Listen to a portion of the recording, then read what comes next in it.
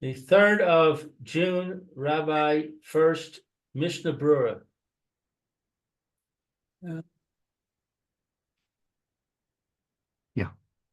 Yeah, go ahead, Mary. Say what you like. It's talking about that a woman can fill the pot. Yeah.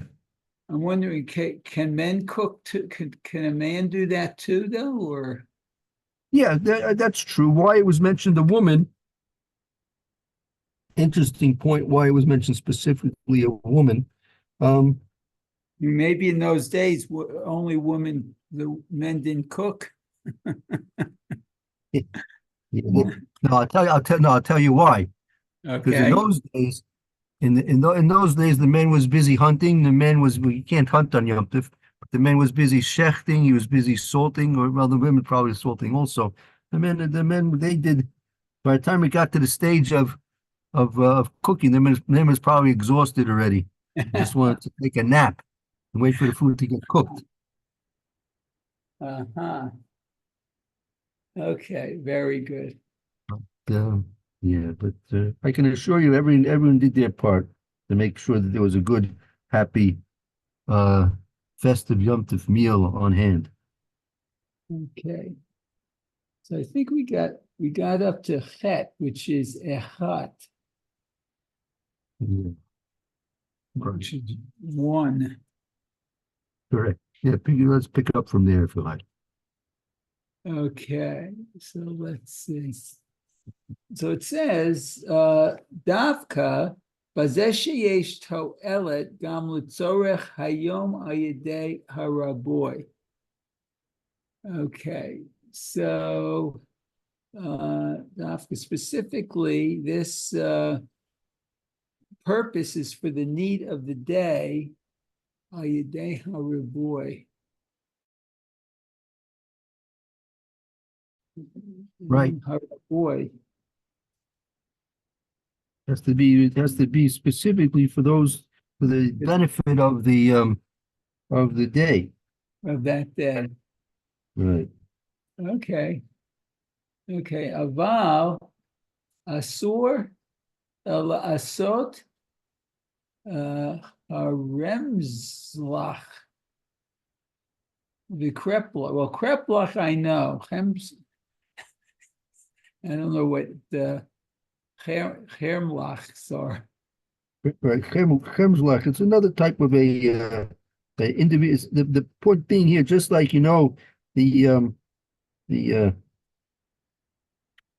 Knedlach or Kreplach, Knedlach, Kremslach, all these things are individual pieces of food, and the amount that you make of one more than or others, adding extras won't necessarily change the flavor of any other ones.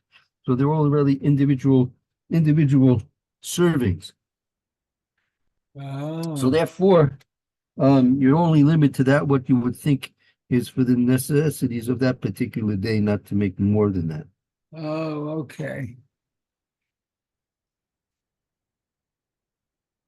Like, let's say you want to make fried fish, right?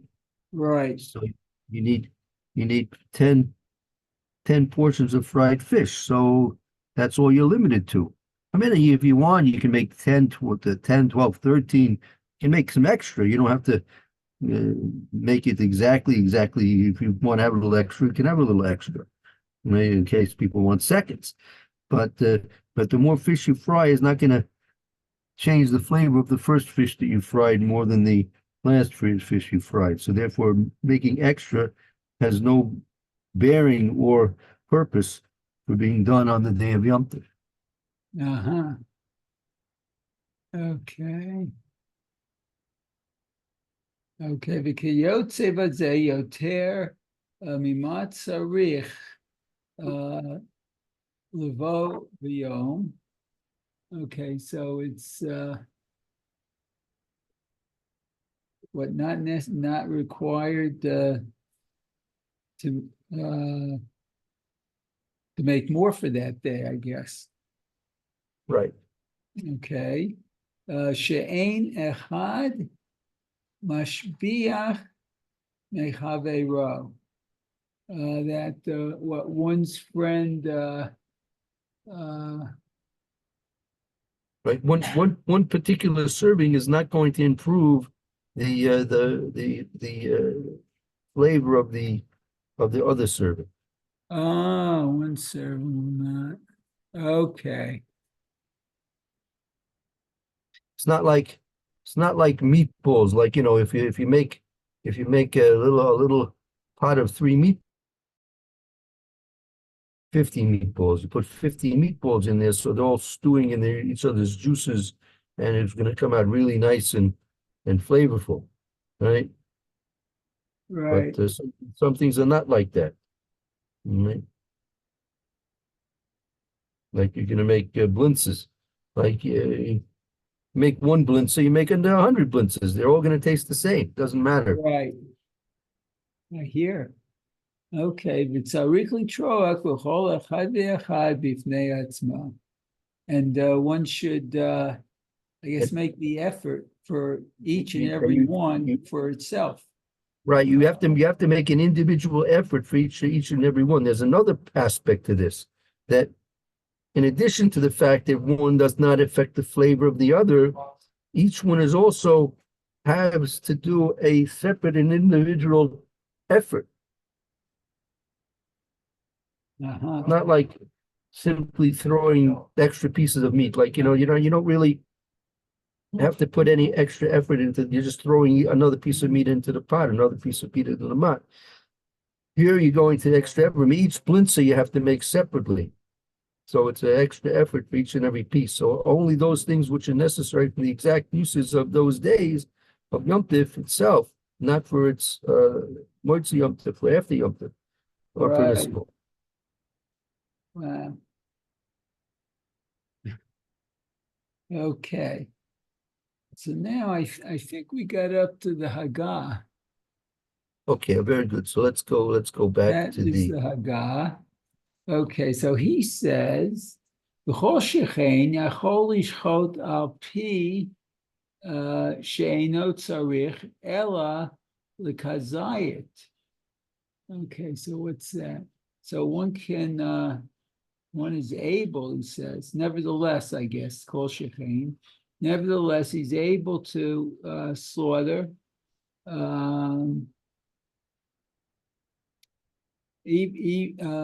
I guess an animal, even though he only needs a kazayit's worth, it looks like. V'chein yichola levashel harbe kederot le'echol mikol achat me'at. Okay, and he's sort of saying the same thing. And so he's able to cook a lot in a pot, kederot, or literally in pots, or many pots. Okay, and to eat only a morsel, a little bit of it. Okay. Oh, and then the Mishna Berura goes on. What should we do from here? Yeah, let's stop here and do the Mr. Brewer, I think. Okay, Yeah. so let's see what he has to say. Okay. So one is able to slaughter. More kol shechein mishum she'i afshar lishchot bishvil kazayit echad ela. Let's see. Im kain li yishchot kol habehema. Right. There's no other way that you can do it except by shechting the whole behemoth, right? We don't have the. Oh yeah, no matter how much he wants of it. Right. If you want meat, you're gonna have to take care of the whole animal. Right. Okay. The davka im yesh adayin shehu adzman achila. Sorry. Le hafshito ule macho uvishalo o akopanim litz loto. What's this So- one? So what specifically still im yesh adayin, it is still shehut ad zman. You know what shehut is? Right, there's the dafka specifically yim shadayim shos as manachilets. That's only in a case where you have sufficient time for the time of the eating. The hifshir too, you have to the shkita, you have to take the skin off of it. Malucho, you have to salt it. Bashlu, then you have to cook it. Or upon sloso, or at least it's to roast it, right? Mm-hmm. I mean, the shechita is a very the shechting the animal is a very short process compared to all the other efforts you have to put into preparing the meat to actually be cooked and ready to be served. So you have to make sure when you're going to do the slaughtering of the meat that there's enough time, right? That you should be able to prepare all the necessary halakhic and gastronomic necessities of the preparation of the meat. Okay.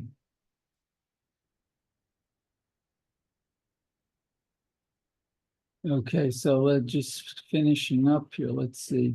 Aval im lo yafsik, no, yaspik, I'm sorry. Kol kach ad achar zman achila asur kedil kama. So what, after he's done eating, he can't do this anymore? Right, but because, right, that if there's not going to be sufficient time until after the time of eating, like let's say you have your meal scheduled for 4 p.m. and you're not going to be finished with the preparations of the meat until 5:30, so the meal's going to be over by the time you prepare your meat. Right. So that's not going to be possible. I hear. Okay. Very good. I think we just reached time. Yeah, that's right. Okay, good. We'll continue tomorrow. Thank you, Lou. Mayor, thank you very much. Okay, thank you for helping me out here. Okay. Bezrat Hashem. Hope to see you tomorrow. Have a very wonderful afternoon, Bezrat Hashem. Okay, you too now, Rabbi. Take care. Shalom. Shalom. Bye. Bye now.